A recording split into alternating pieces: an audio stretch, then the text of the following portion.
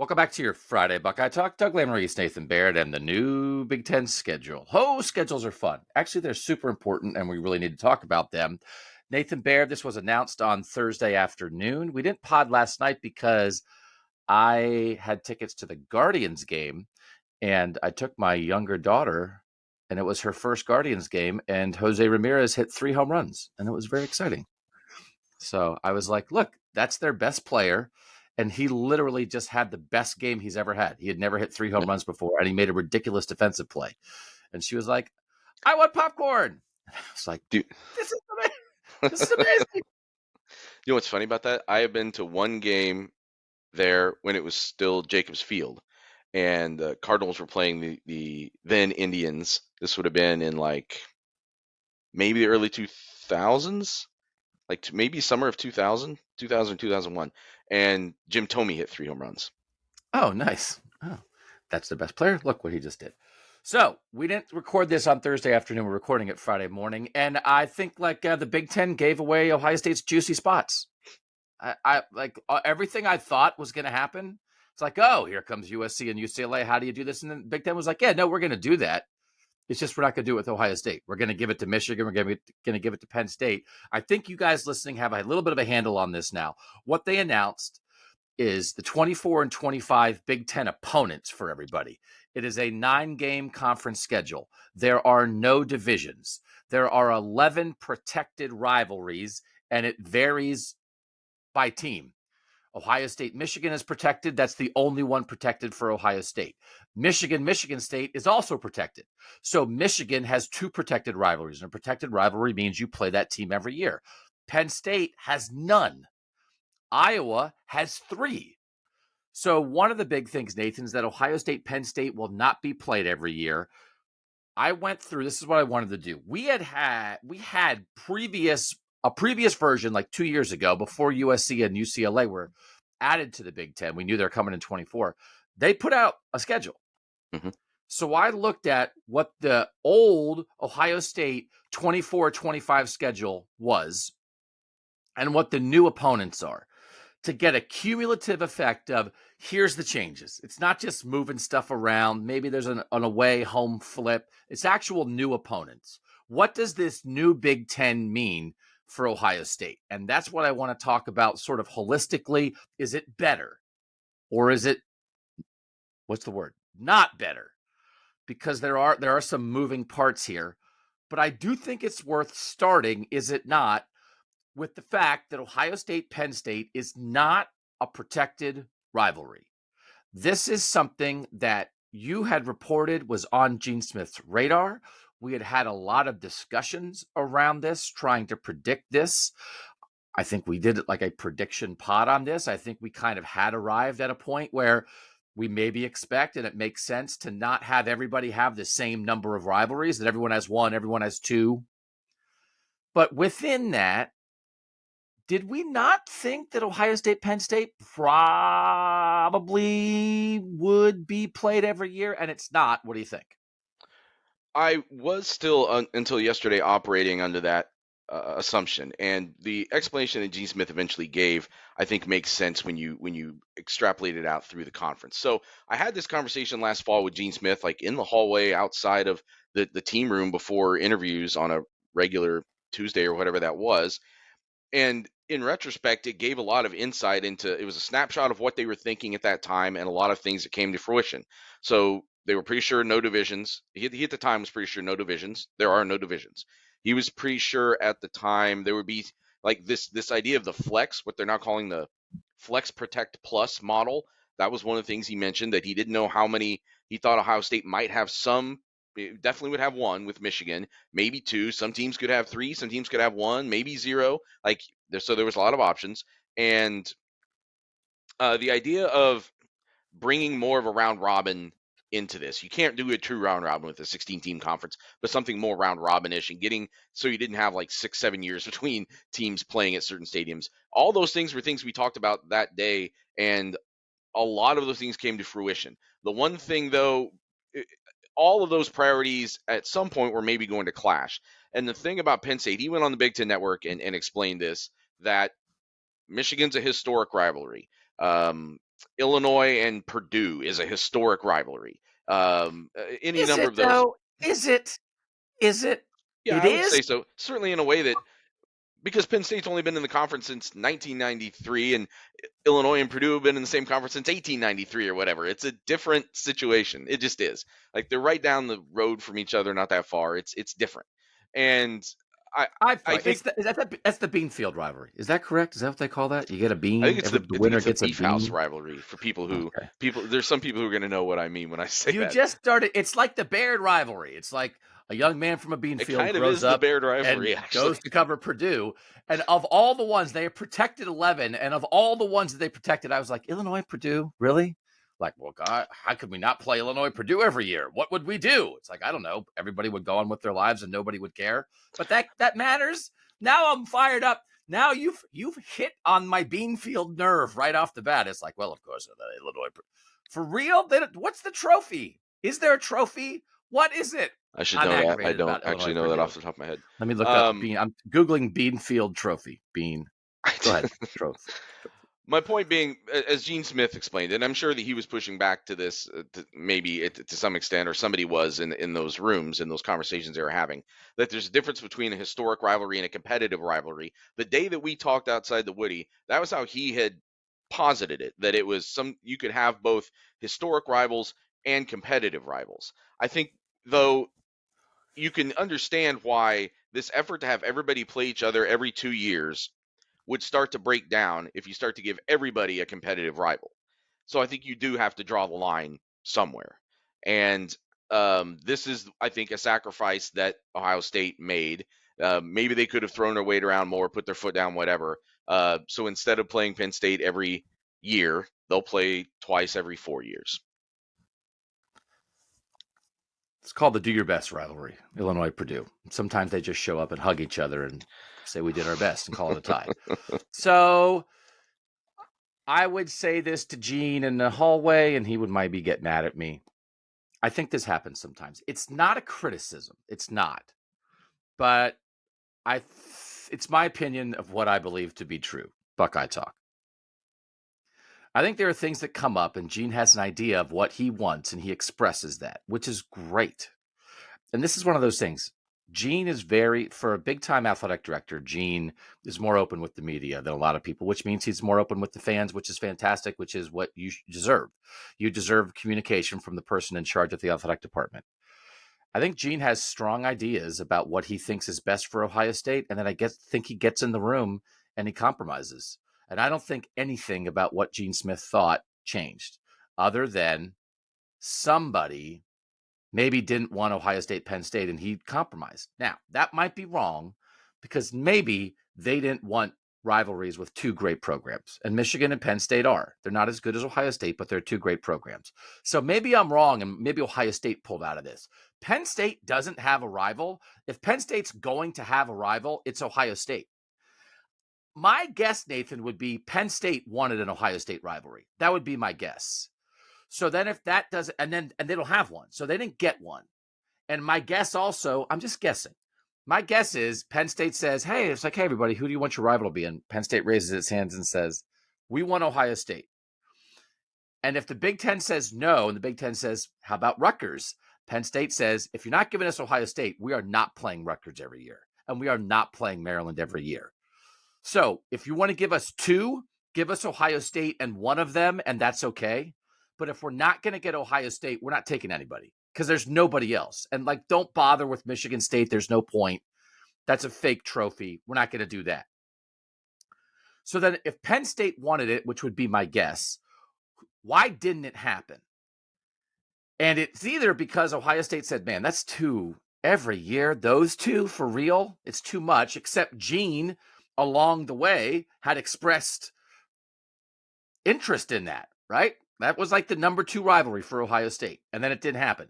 So I think it must be the Big Ten. And I think maybe the Big Ten's like, man, we'd rather sprinkle you guys around because we could play Penn State, Ohio State every year, or if we don't play you every year, that opens up a Penn State game for somebody else. Hey, it's cool to play Penn State, and opens up an Ohio State game for somebody else. Hey, it's cool to play Ohio State. And that would be my guess with what happened. I didn't know if people might be mad about this, so I don't want to be mad on behalf of a fan base that isn't mad. Text or survey, Penn State and Ohio State will not be yearly rivals. What do you think of that? Do you hate not playing Penn State every year? Do you love not playing Penn State every year? Because, man, it would be two great rivals then. Or do you not care?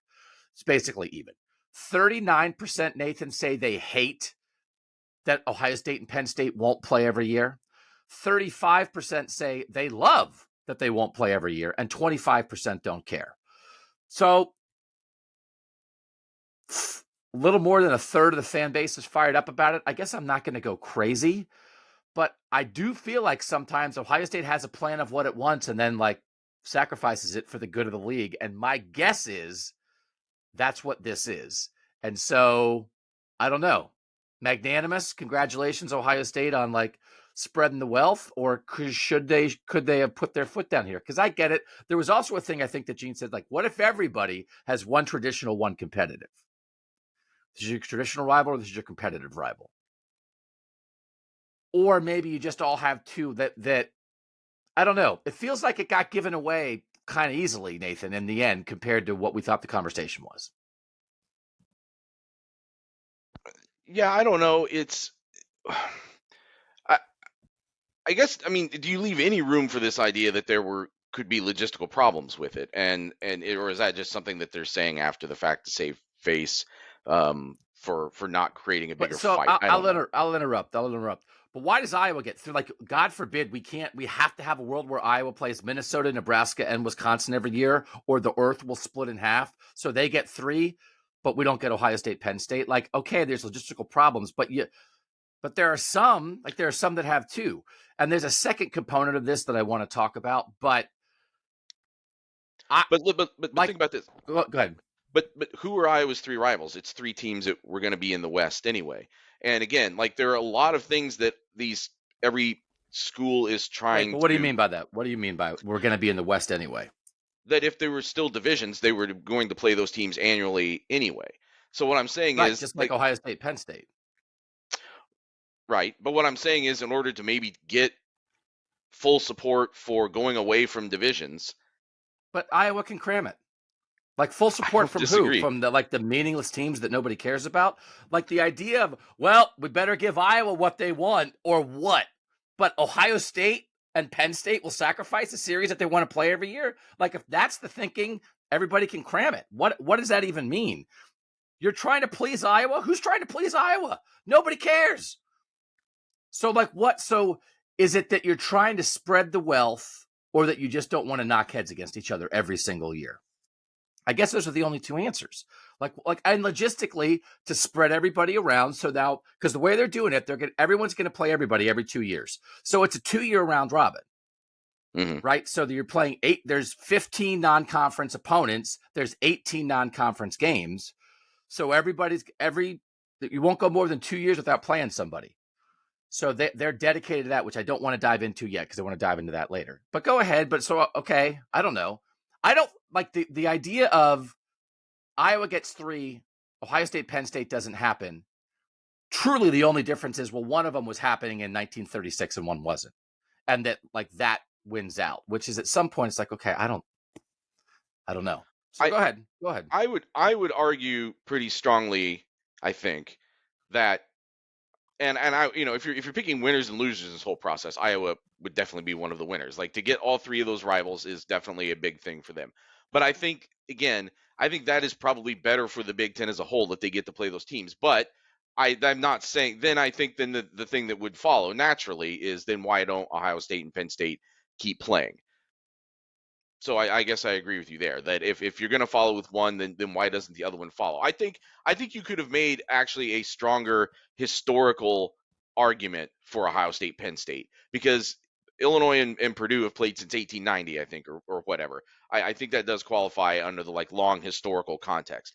But it's not Purdue or it's not Ohio State and Penn State's fault that they haven't played annually since 1890, because Penn State wasn't in the league yet. But ever since they have been in the league, it's been one of the best rivalries in the league. And certainly within the last decade, it's been a rivalry that's sort of helped define the league and crystallized who the best team in the league is at any given year. So I think you could have made a stronger push that Penn State should really be classified as a historical rival too. I mean, it's only 30 years, but it's the entirety of the 30 years where it could have been possible. So that's maybe where I think they could have made a stronger argument. But again, I don't know what sort of horse trading was going on that not agreeing to let this slide allowed Ohio State to get something else that it feels more strongly about. Okay, so we'll get into that a little bit more in a second. Generally more off the top of what these first two seasons are going to be for Ohio State. It's not as juicy and spectacular as I thought it would be because Ohio State is not playing USC in year one. They're playing USC in year two. So the big new thing for Ohio State, and we thought that it's like, what is it? They cancel the Washington series. They cancel the Washington series. And we're going to talk about in the end what was swapped for what. So I am thinking of, in this new world, Ohio State cancels a non-conference Washington series in 24 and 25. And that trade is for USC and UCLA.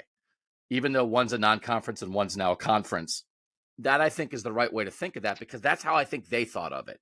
So instead of playing at Washington Instead of playing at Washington in 2024, Yep. they're going to play at UCLA. And instead of getting Washington at home in 2025, they're going to get USC at home in 2025. I thought when you think, okay, here are two new teams being added to the Big Ten. In my head, it's like, what's the best game that can be made with the new additions? To me, it's Ohio State USC. So why wouldn't you make the best game the first year? Michigan's going to play USC the first year, and Penn State's going to play USC both years. So I do feel like the marquee spots in the introduction of USC went to Michigan and Penn State, not to Ohio State. And I don't know if that's a reflection of, I don't know, we're going to have a marquee game for USC. Why don't we give them the team that won the last two Big Ten championships? What are we talking about here? Did Michigan take Ohio State's spot against USC in 2024? Because in my head, it's like, okay, 2024, what are they going to do? I was imagining this doubleheader where it's Ohio State USC and it's Michigan UCLA, and it's flipped. Maybe it'll be a doubleheader, maybe it won't, but it's flipped. And then Penn State gets them both because when Nebraska came in, they matched up Nebraska and Ohio State to maximize that. Hey, Nebraska's new. What do we want to do? Play them against Ohio State as much as you can. And that is not what is happening with USC. So what do we make of that? Logistics, hey, what are you going to do? Coin flip, whatever, no big deal. Everyone's going to play everybody. Chill out. Ohio State will go to USC in 2026 or 2027, and Ohio State is going to LA to play UCLA in 2024. What's your deal? Let's not pretend UCLA is USC. Why would we pretend that? They're so excited about, we got to get the New Hampshire matchup. Come on, Chip versus Ryan. What are we doing? That's the priority. Who cares about Ryan Day versus Lincoln Riley? Ryan Day versus Chip Kelly. That's what we want. What did you make of that? Were you surprised that Definitely. we're not? And here's the other thing. Here's the one other thing that I thought was slightly strange. Michigan has a series with Texas scheduled, non-conference. Ohio State has a series with Texas scheduled, non-conference. Michigan is playing Texas in 2024 and 2027. Ohio State is playing Texas in 2025 and 2026. So to me, that makes sense of, well, neither of those teams, Ohio State and Michigan, would want to play USC and Texas in the same year. So let's reverse those matchups. Instead, Michigan is playing both Texas and USC in 2024, and Ohio State is playing both Texas and USC in 2025. So that was part of the thinking too. And they were just like, no.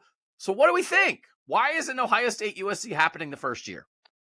Yeah, no, I was definitely surprised. I mean, we had speculated, and I think it was informed speculation that it would make sense, and we even thought that was the motivation behind the the cancellation of the Washington series, not just the travel, but maybe also the significance of the opponent.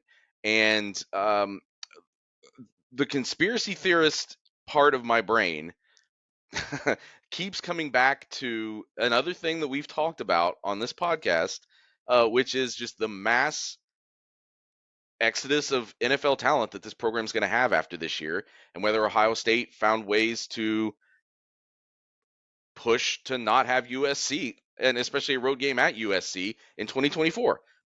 I'm gonna have to float that out there, I think, because you look at what this team could have coming back, and this team's not gonna crater by any means, but just look at the massive amount of talent that could be leaving after this year, and then now add into it, like, what if your quarterback really works out this year and he leaves after this year? Like, it could be a somewhat transitional year for a national power, as much as you're allowed to have one.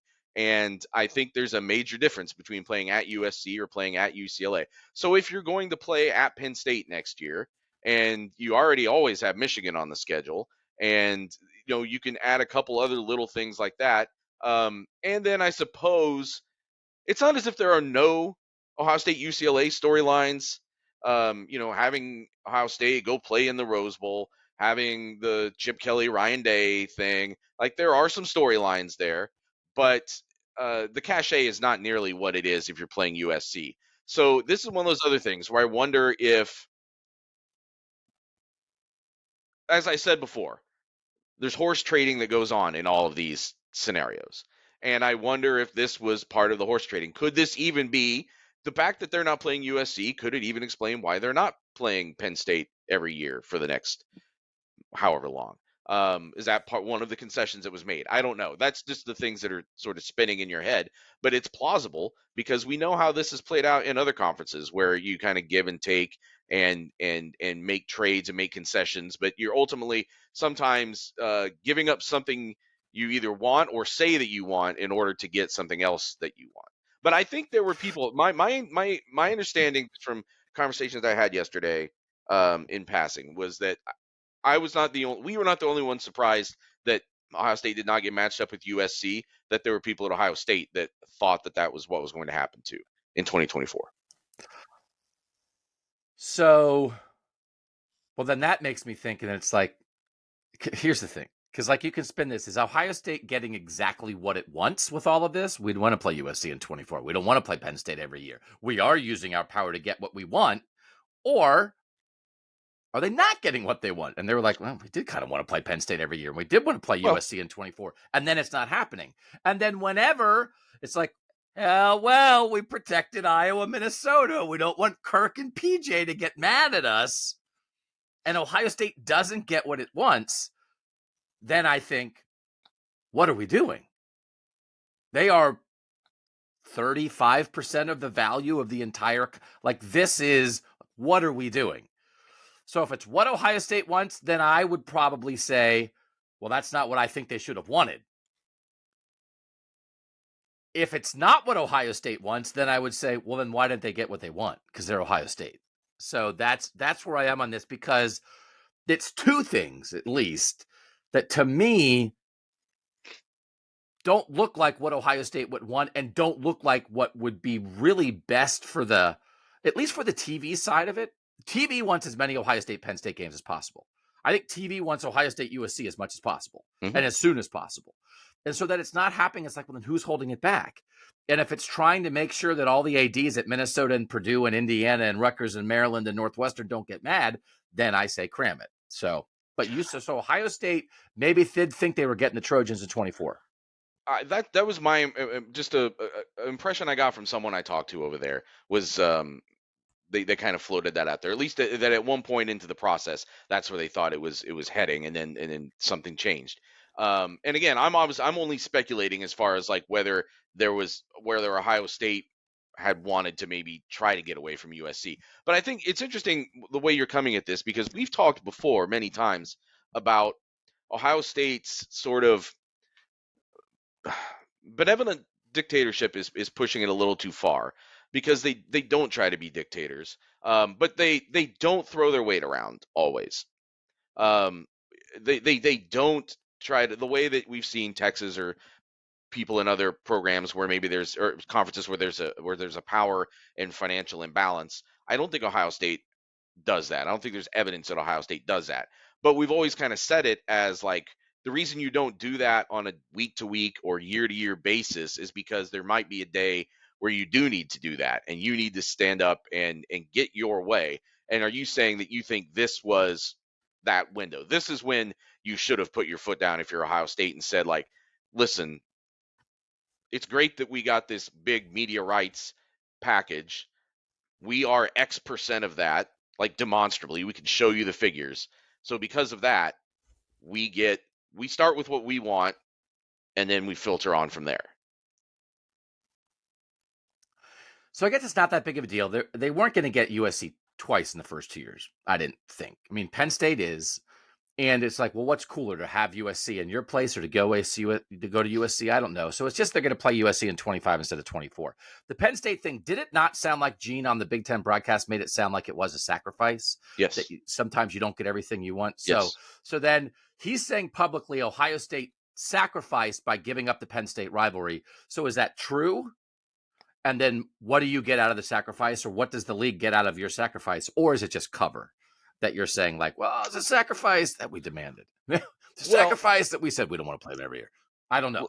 Like I said, it's a chess game. Like, sometimes you're sacrificing, you're putting something out there to be sacrificed. Sometimes, again, we're just speculating. We don't have the insight of this to its core yet. But I'm just saying in general, sometimes you put things out there to be sacrificed because there's an ultimate goal that it's going to get you to. And I think I believe that from you mean the playoff, like that's like that they want a better schedule to make sure that's what you're saying, like that for could Ohio be State, their sacrifice. Yeah, it could be that. It could be. We don't know for sure. Like, at what point during this process was there still a big contingent of this conference that wanted to keep the divisions? Because let's make no mistake about it. Like, there are teams that are better off in a Big Ten with no divisions, and teams that are better off in a Big Ten with divisions. I'm just saying, we like to come in and say that it's easy to like dictate terms to people. Say what? We want to say we can just divisions dictate were never terms to people. Stay. Everybody is dumping divisions. I think divisions were dispensed in 5 seconds. Hey guys, what's going on? Here's some Danish. Divisions are dead.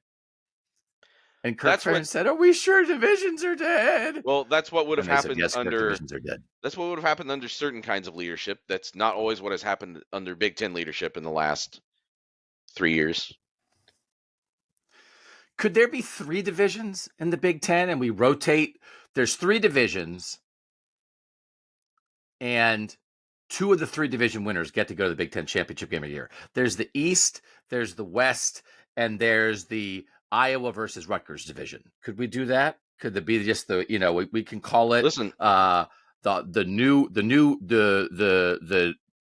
new Hawk, like New York Hawkeye trophy game. We're creating a new trophy game. It's what the people want. So guys, Brian would like it if we could play Purdue every year. We think that we could score 18 points a game against Iowa. Is that okay with you, Kirk? Come on.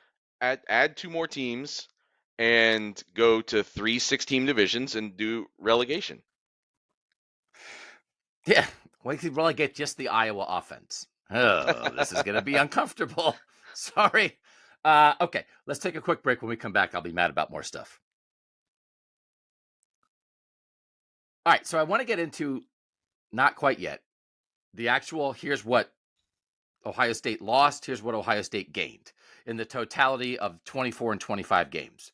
We thought they were going to play these teams. They're now going to play these teams. And in the end, there is a change. 1, 2, 3, 4, 5, 6, 8 games changed over the course of 24 regular season games in 2 years. 8 of them are different. And some of them, there's actually a couple more that are different because someone is an away game that used to be a home game, that kind of thing. But the opponents, 8 of them are different. And so what do we think of that swap? Part of this, and then I saw quotes from Carrie Hoyt from the Big Ten, from Ohio State. Was she from the Big Ten? I don't know. Right? No, where's Carrie Hoyt from? Ohio State. Ohio State. Because so many Ohio State people go to the Big Ten eventually anyways, like they take over. So here's the thing. And I asked the texters this. In a 16-team league, the idea that the Big Ten is saying, at least in this cycle, everyone's going to play everybody, and that their goal, as they've stated it, is that in a 4-year career, you will have played in every other stadium. So you're going to play every 2 years. You'll play every team. Every 4 years, you'll have a home and away at each place. As opposed to a world where we have protected rivalries, we're going to mix it up. Everybody's going to play. But honestly, if we get a little more Ohio State USC and a little less Ohio State Indiana, maybe everybody will just live with that. If we get a little more Ohio State Wisconsin and a little less Ohio State Maryland, maybe everybody will just live with that, because in a cycle, we will lean a little bit into not quite the best teams play the best teams and the worst teams play the worst teams. And by the way, if the worst teams play each other more, then they get more wins and more of them get bowl qualified. That's not what happened in this first cycle. So in this first cycle, there are everybody has 3 teams that they'll play twice, and they play everybody else once. It could be that that's your rival, and that's why you're playing them twice, Ohio State, Michigan. The other 2 teams that Ohio State is playing twice are Illinois and Northwestern, which is just random. It's nothing. They're both West teams. They're not that good. There's no reason for it. It just is. And even if Penn State's not a protected rival, it coincidentally could have been a 2-play for Ohio State in the first 2 years, and it's not. So these 2 teams that they are playing, there's no reason for it. It is just random.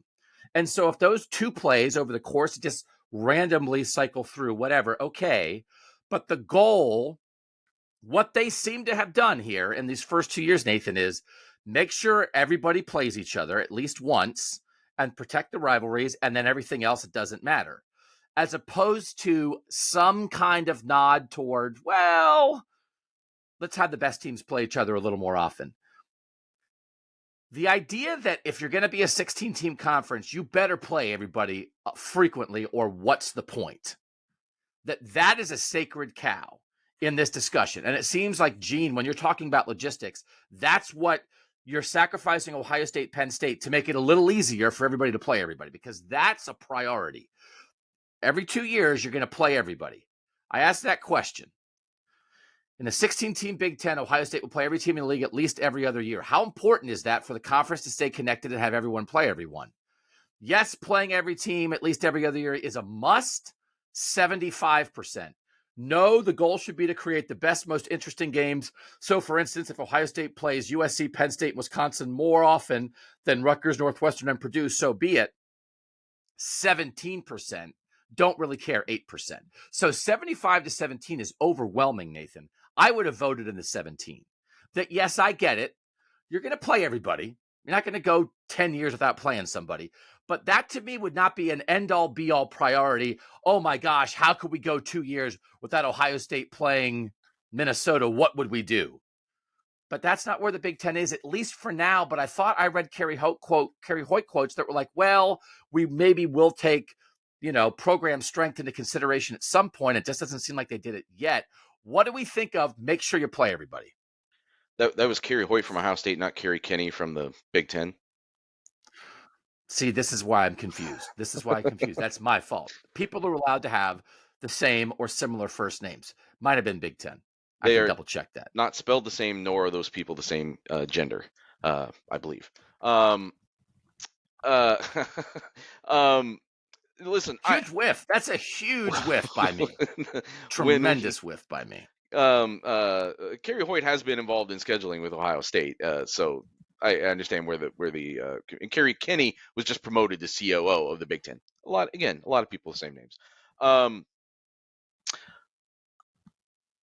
I remember when we talked about this on the pod, and we talked about the possible options here. You could have like pods, you could have this flex idea, you could have the more locked in number of opponents. And I was trying to find our pod.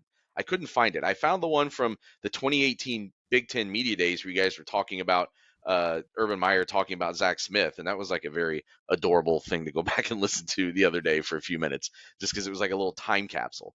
Yeah.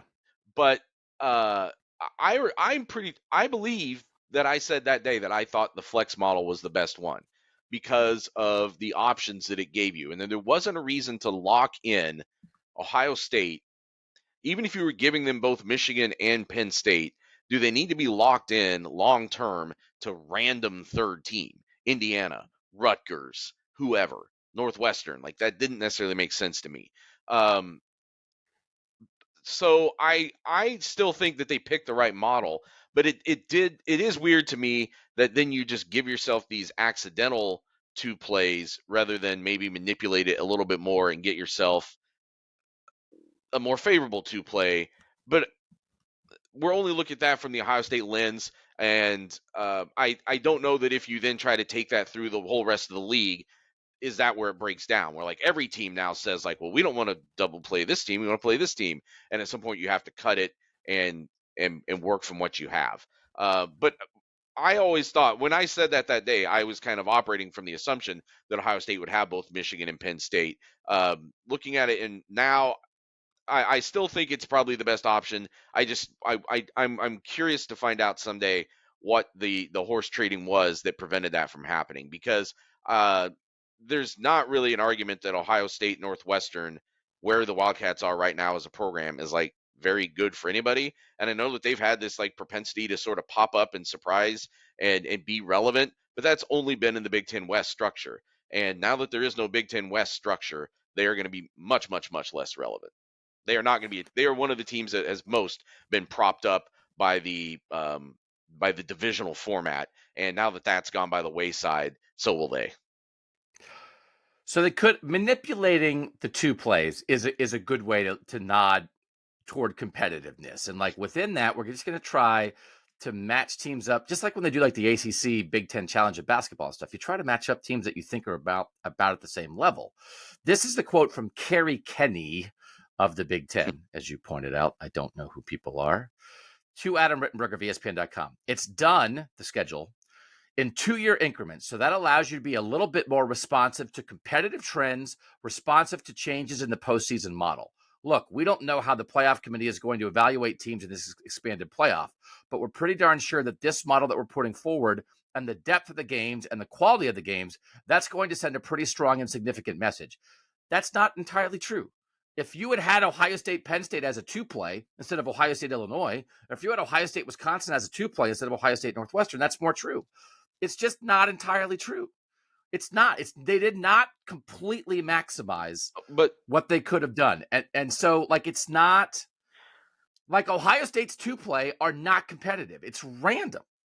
I agree So with like that. I disagree with that quote. Like, and again, here's the thing. It's Buckeye talk. So to say, well, it is I don't care about the rest. We're talking about Ohio State. And Ohio State's the most important team in the conference, and Yes, everybody knows that. So but that that's you not what could he's have done commenting on. this. He's No, not on but Buckeye like Talk, and he's not commenting But just from the Ohio State perspective. listen, he's talking about playoff stuff. Mm-hmm. Hey, we don't know how the playoff committee. Who are you talking about? We don't know how the playoff. Who are you talking about?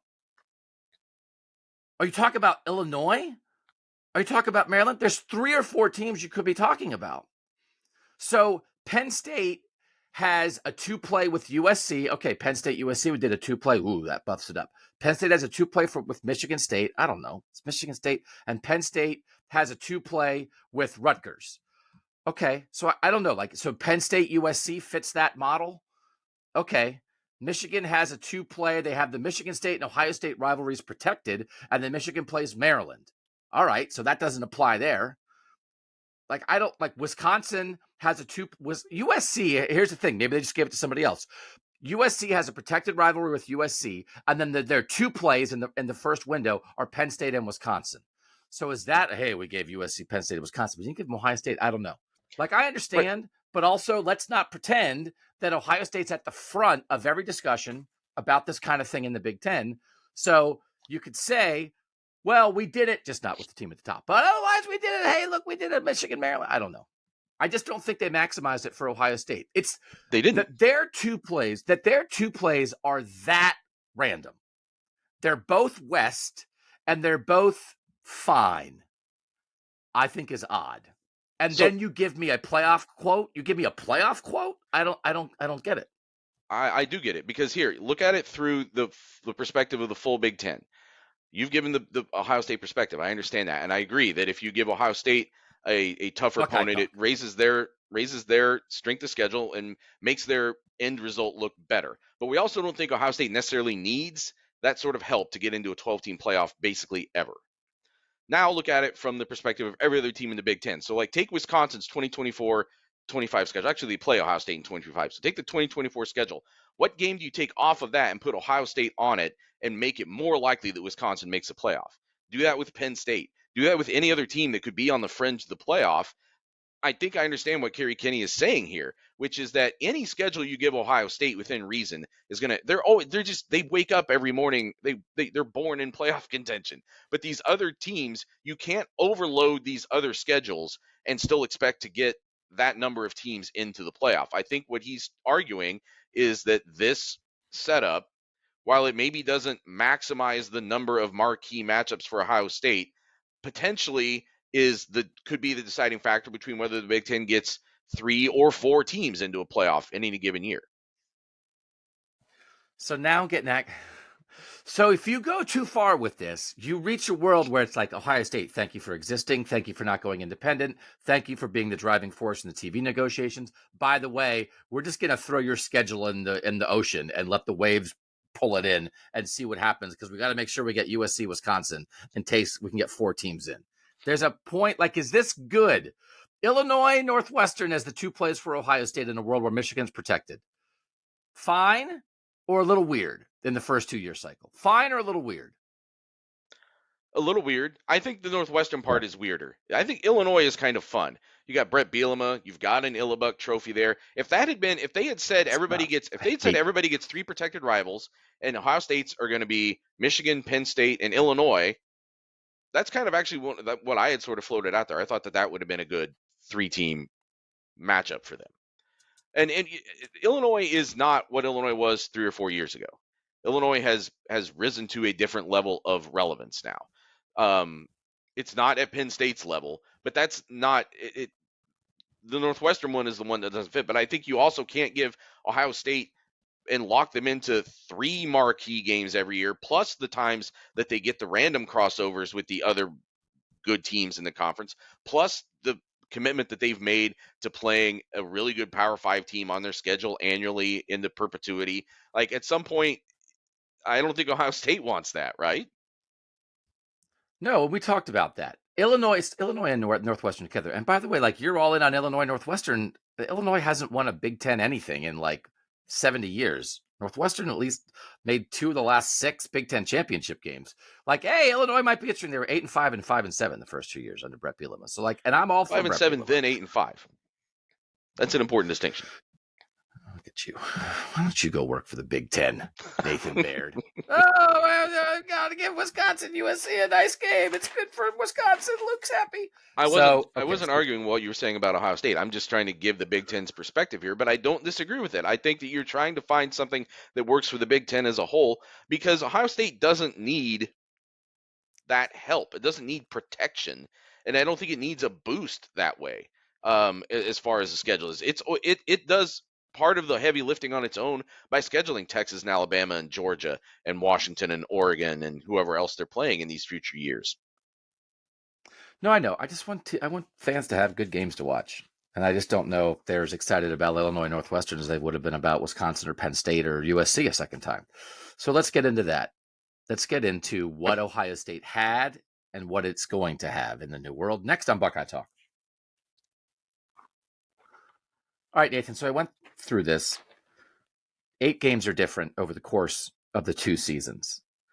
In the end, this is really the discussion, as it turns out, because Michigan's staying and you're leaving a world where you were in the East. And so what you're saying is we're losing Penn State, Michigan State. We're losing playing them every year. Because I think you would say that was good. More Penn State than Michigan State, but Michigan State's had some good games with Ohio State. It's a nice program. It's an easy drive.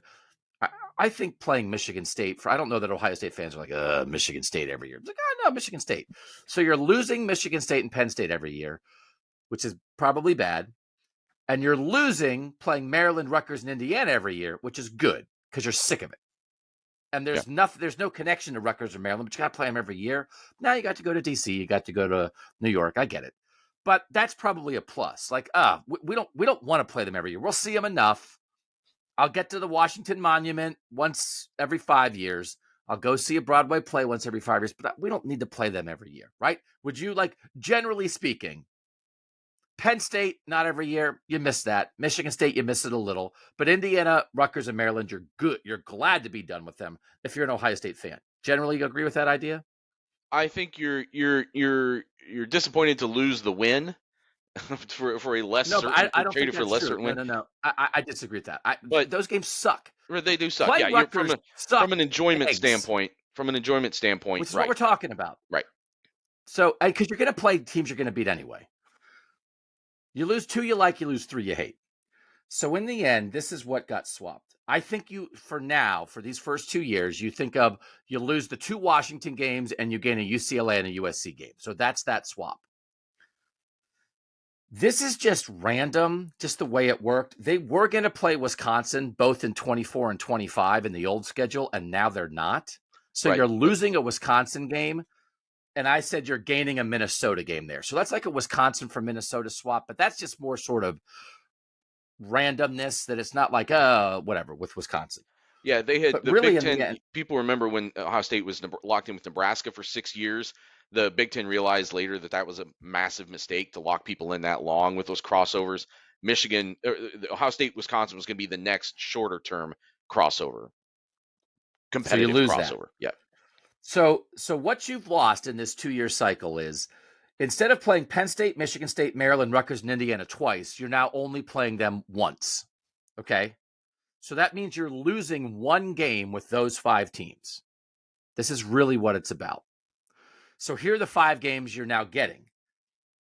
Instead of playing those 5 teams a second time, you're going to play Illinois, Purdue, Northwestern, Marshall as a non-conference game, and another non-conference game. And that's because I counted the conference UCLA USC games as a swap for the non-conference Washington games. Right. So to me, to think of losing Rutgers and Indiana and getting Marshall and another crappy non-conference game for 25 they haven't announced yet, that's kind of an equal swap. Indiana and Rutgers games stink. The Marshall and other non-conference game will stink. So it's just going to stink in a different way. Buckeye talk. I mean, it's still like, hey, thank God we're done with Rutgers. It's like, oh, cool.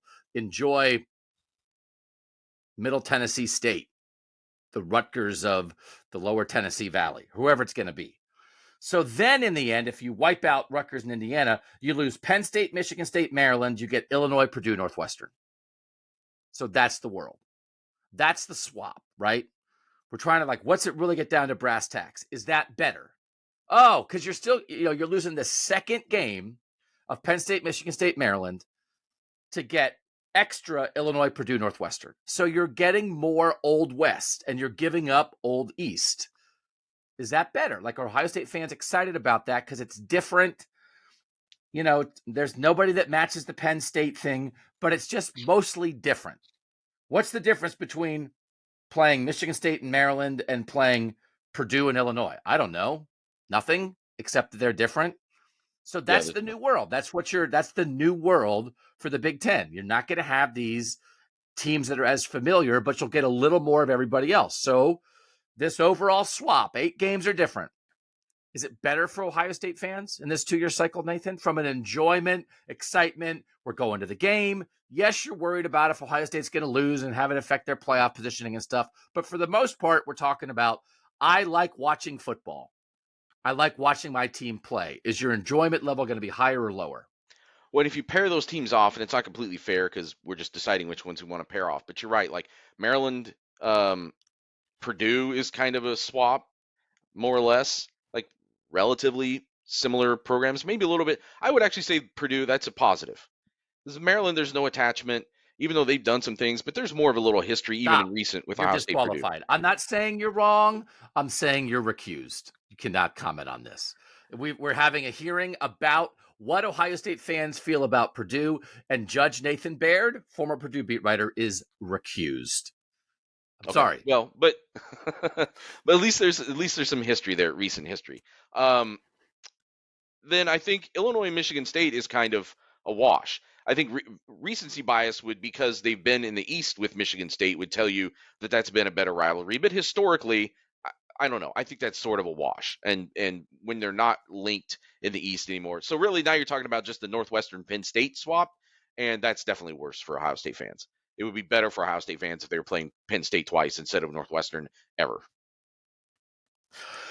So the thing is, this is kind of a mini little cycle here. What happens in 24, they're not going to have a cool non-conference game in 24. Just like in 19, they didn't have a cool non-conference game.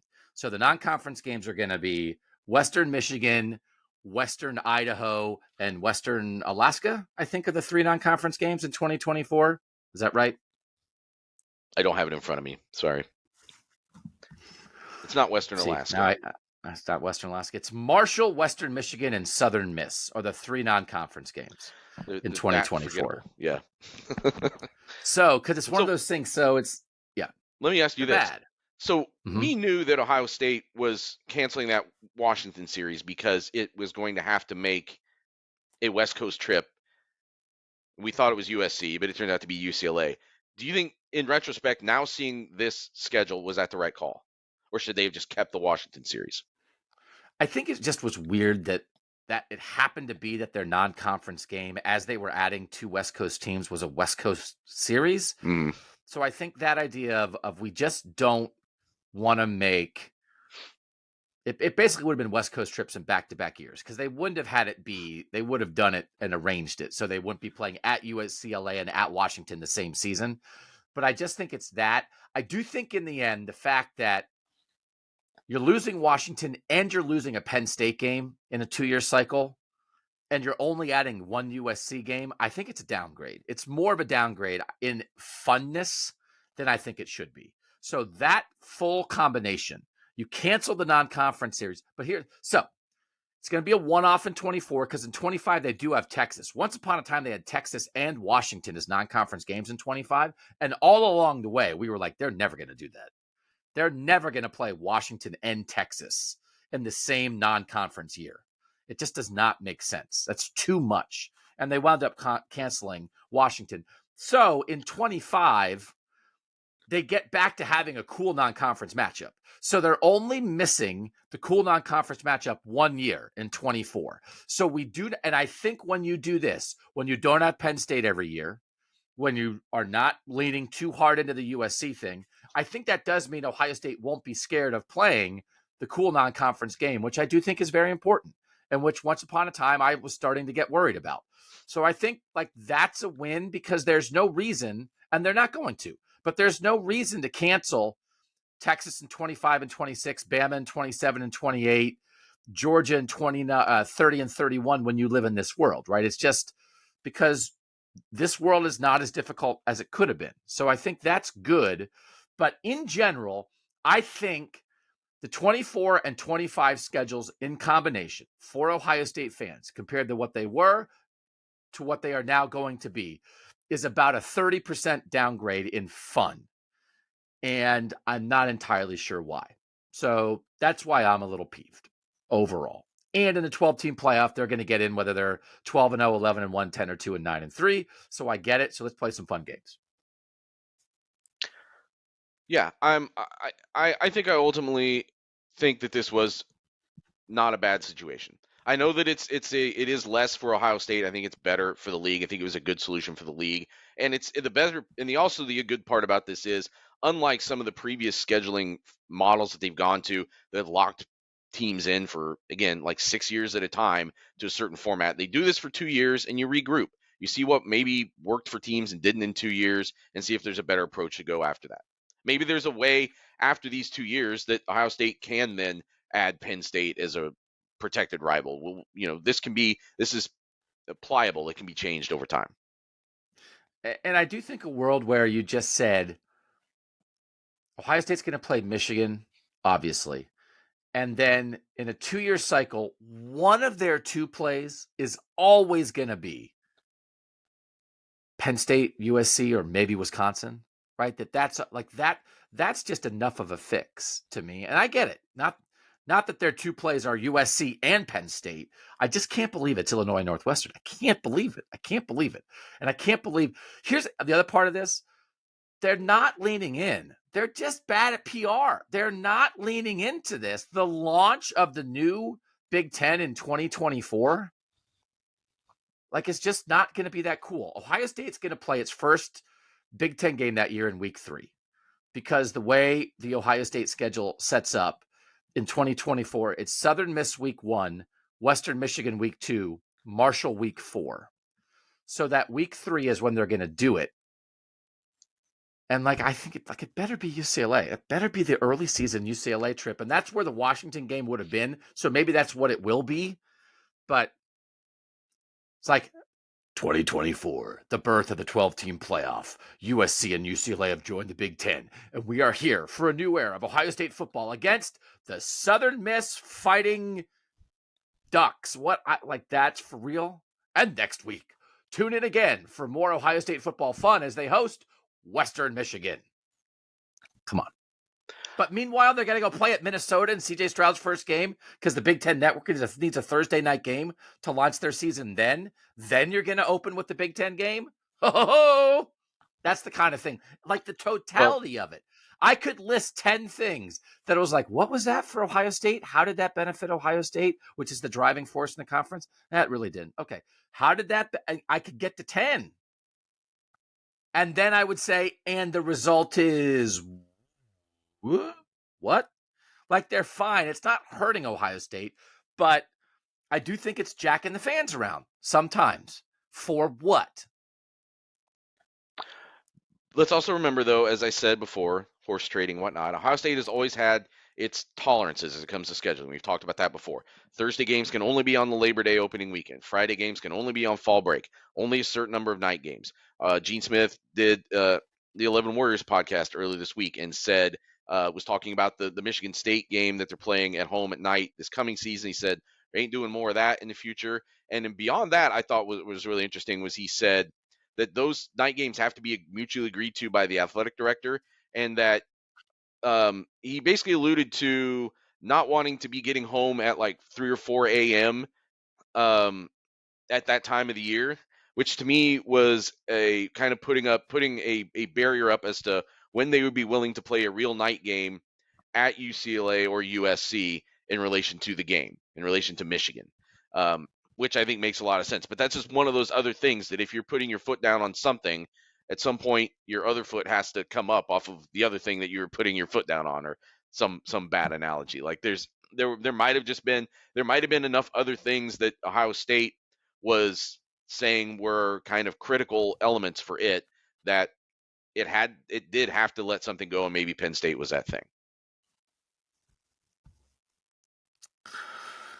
But it's not like other teams are playing a gazillion night games in November. I guess Michigan State, Penn State's going to play this night game on Black Friday in Ford Field, which actually seems kind of cool to me. I don't know. So I don't know. I don't know what are the. You talk about horse trading all the time. I feel like Ohio State winds up sometimes trading thoroughbreds for those little ponies that you pet. My daughter at college during finals Sebastian. week, they bring in little ponies to pet. It's oh, are you stressed out? You can pet a pony. So maybe would you rather have a thoroughbred or a little pony? Maybe I'm thinking about this wrong. Maybe Gene Smith just has 4 little ponies in his office. And it's oh, look at this. Michigan State at night, free pony. Okay. No Penn State rivalry, free pony. USC not in 2024, free pony. Gene Smith, all washing ponies. But what? So you who? What did Iowa horse trade? What did Iowa sacrifice? I don't know. That's what I was saying before. How? Who else is sacrificing? We always talk about horse trading. Well, Ohio State might have to give something up. What are other people giving up? It's for real. What else is anybody in the Big Ten being short of perfect? Hey, how's your 2024-25 schedules? Your opponents, your home, away, your night, your networks? Boom, nailed it. Perfect. Is anybody else short of perfect? Who didn't get everything they want? Other than Penn State not getting Ohio State. I saw one graphic that had UCLA is playing 6 road games with a total of 26,000 miles in 2024.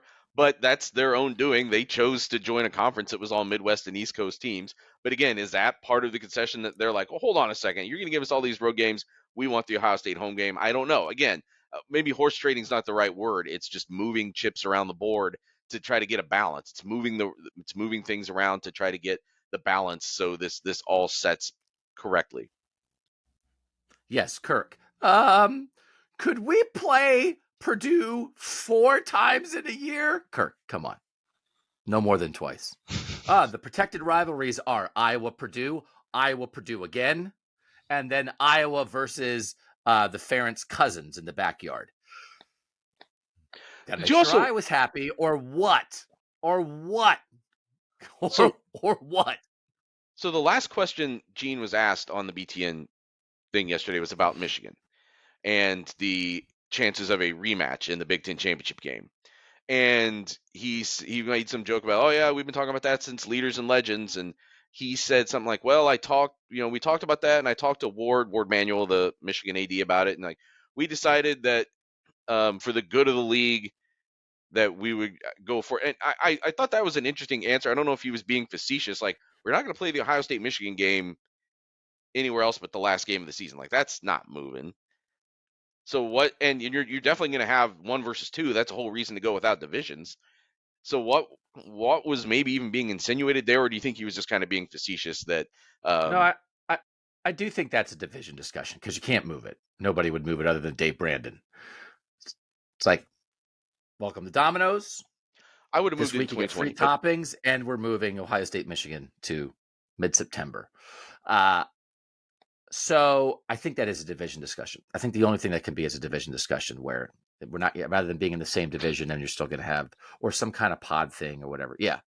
But as you said, that sacrifice, which could create just something that will feel weird at the beginning, I don't even think that's horse trading, because like there's nothing you can do.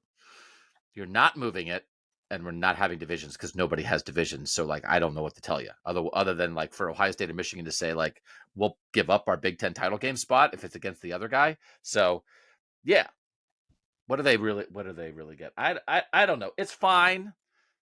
On behalf of fans, I don't want to be more aggravated than fans are. Enjoy your schedule. It should be good. Survey question: divisions are gone in the Big Ten starting in 2024. Is that good or bad? 89% good, 11% bad. I thought Ohio State USC would be an early season highlight of the 2024 schedule. Instead, it's Ohio State UCLA in 24, USC in 25. What are your thoughts? Ohio State and USC should have played in 2024. Let's kick this thing off big, 57%. I'm glad Ohio State's not playing USC right away, 24%. Don't care, 19%. Overall, how did the Big Ten do with this new 16-team conference and the schedule? Scale of 1 to 10, Nathan, what do you think our Buckeye Talk survey folks said? 10 is they did a great job, nailed it. 1 is this is terrible. What do you think the rating was? I think people are sore about not playing Penn State. So maybe like 6.7. Yeah, 7.03.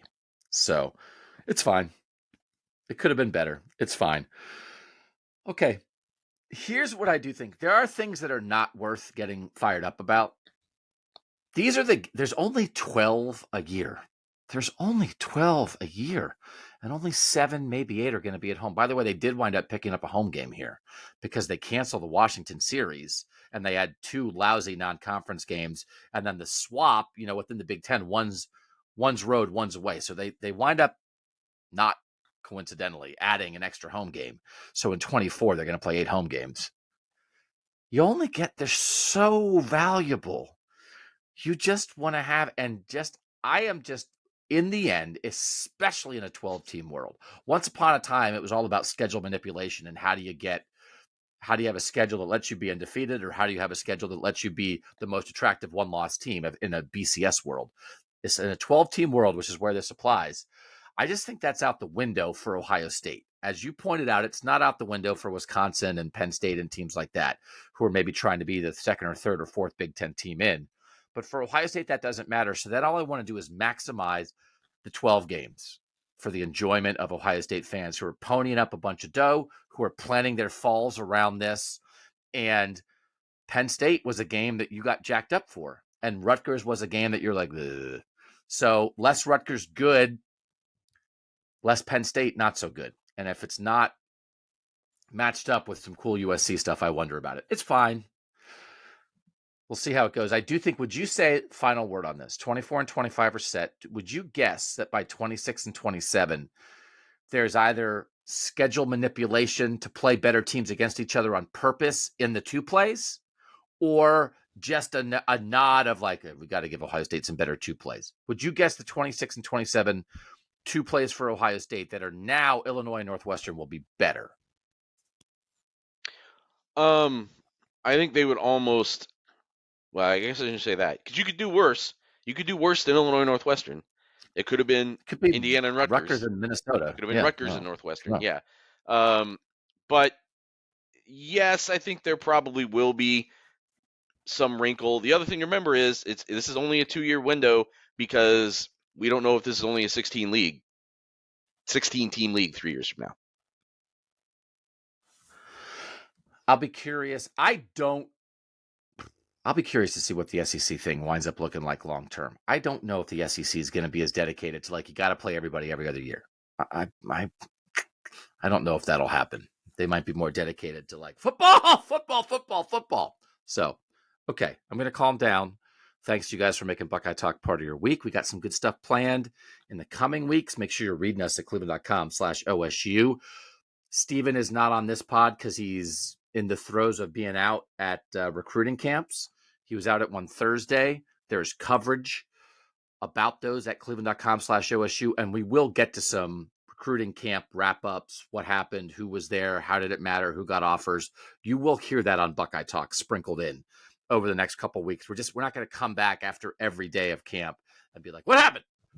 But we will tell you the most important things as part of the pod process. For now, for Nathan Baird, for all those free ponies, I'm Doug Lesmerises. And that was Buckeye Talk.